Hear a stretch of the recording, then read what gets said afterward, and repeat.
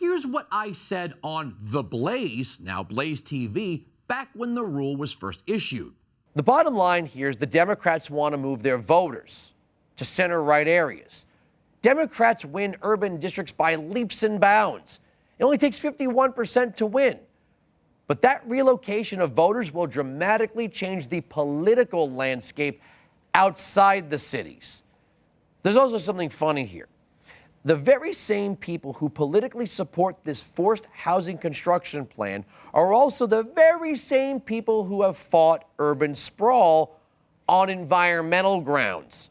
So, all of a sudden, developing the land is a good idea when before developing the land was damaging to the environment.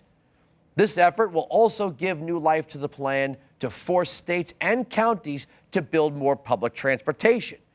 And more public transportation isn't the only end goal. The progressives and the HUD director, Donovan, say that poor people living in the cities deserve a better future and a better zip code. You know that part about increasing public transportation? Yeah, I said that before we ever heard of this Green New Deal. You see, if you move people from the cities, then increase through taxes public transport, and by that making owning a car less affordable, if the population of the suburbs becomes denser and construction begins to build more apartments, not standalone houses, or worse, forces the community to subsidize those standalone houses that everyone else had to pay for, plus new need for taxpayer-funded infrastructure, and, oh yeah, there's all of a sudden all these habit-formed Democrat voters around, and not done. Hold on. Let's not forget defund the police. When it's all over, the suburbs will operate exactly the same as the cities. I said back in 2014, and I'll say it again right now, our neighbors should be the people who legally bought their homes at the market value, not people who the government ushers in, race being irrelevant. Meaning, I don't care what color my neighbors are, and I hope they wouldn't care what color my family is. That's America. But we also must be free to choose to live where we want, and that includes to not live where horrible left-wing big government policymaking coupled with high taxes and crime have destroyed the major metropolitan areas. We have a right to move away, to be free from their problems. Now, here's a clip that I tossed to in that episode back in 2014 of Obama and Biden's HUD Secretary, Donovan. Like so many neighborhoods of concentrated poverty in this country that are disproportionately minority, unfortunately, we see kids who, no matter how hard they work, no matter what their parents do to help them get ahead, their single most important determinant of their life chances isn't their potential, it's their zip code. And that's just simply wrong. We have to make sure that there are these ladders to opportunity in every neighborhood across the country. For as long as you've been alive, the left in this country has been obsessed with social engineering. So-called progressive academics, activists, and bureaucrats have convinced themselves we're just one more big government program or rule away from salvation. Whatever the problem, growing government can fix it. And the fantasy goes like this. If you take poor people out of the city and transplant them into the suburbs, all of a sudden, whatever these people lacked will all of a sudden magically appear. The question here should be, why weren't these people best served where left-wing Democrats were in control? In the cities. Education, housing, healthcare, recreation, even the economy are controlled top to bottom by Democrats in the major cities. It's almost as if they want to pass the victims of their failures on to other jurisdictions. Think about what this does. It allows the people who, by their own policymaking, made a mess of the cities to now inch their way into controlling the places where many fled to. Now, this is creepy, but listen to this animation clip from YouTube. The people who control land use and zoning laws also control much of where and how you will live, the value of your home, and what it will cost to keep it. Right now, these are controlled by your community and your local officials who reflect your wishes. HUD is about to change that.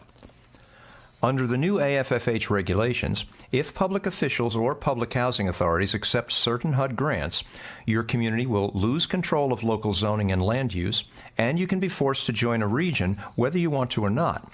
And here's why. The Fair Housing Act of 1968 was created to end community discrimination and segregation. HUD housing grants led that battle. By 2015, the administration concluded not enough was being done to end America's legacy of housing discrimination and segregation. They concluded that HUD had not been aggressive enough in managing grant money at the local level. In response, the agency introduced a new regulation called Affirmatively Furthering Fair Housing. Now, look, I wasn't the only one to make this case. In 2016, Senator Mike Lee took aim at the rule. The Affirmatively Furthering Fair Housing rule, which my amendment would defund, is equal parts condescension and willful blindness. The condescension of this particular rule and its proponents is that local governments and public housing authorities across America can't figure out how to provide fair and affordable housing to their communities without the help, without the paternalistic interference of federal bureaucrats. This is the epitome of the paternalism that informs so much of what happens in Washington, D.C. today. I don't doubt, as Senator Collins has said repeatedly, that local governments would like, quote unquote, better guidance from the Department of Housing and Urban Development here in Washington.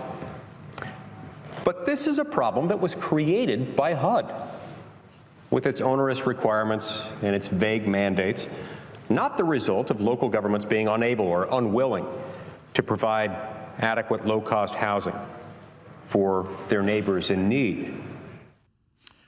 Suburbia. It's all about owning versus renting, right? Three or more bedroom standalone homes, 2 or more baths, backyard, front yard, couple of SUVs in the driveway, little elbow room, and just outside the clutches of big city, big government tax and policy making. Nice, right? Wrong. You see, it's full of seething racists, hell-bent on keeping black and brown people away. Shoo, black and brown people. Selfish, evil people with their manicured green lawns and their low crime rates and good schools, not to mention respect for their police. And those who do not submit to the rule of the crumbling cities must now pay. So yes, abolish the suburbs. So here's the argument. Somewhere between the Green New Deal and defund the police, Joe Biden wants to abolish the suburbs. Or at least that's what the Marxist left wants, and they will get it. Everything Obama did, Biden did with him. The left wants people who have fled the major cities to pay for the failures of the major cities. You see, the way the metropolitan left sees it is that their problems are due to white flight, also known as racism. And by fleeing and taking the talent and resources out of the city, they feel like something's been stolen from them. You know, basically, you took what was due to them. The tax dollars that you would have generated by staying in the city would have been put towards building their perfect vision, and now it's all gone, spent on the selfishness of suburbia. This is retribution for the sin of wanting more for yourself and not being willing to stick around and be taxed to death. This whole idea of using the force of the federal government to make the problems of the cities follow out to the burbs should be absolute proof that left-wing major city policymaking has failed. But no, the Marxists press on. Of course there are Democrats in the suburbs. There are even some far left ones, but not enough to poison the place. Activists can scream racism all they want. This isn't about race. The suburbs are full of all kinds of people. This is about putting the left in control outside the city lines and making the places with quaint names and stable real estate markets and open spaces, breathing room, all that good stuff look and feel like the cold, dense city where the government runs everything. I'll end with this.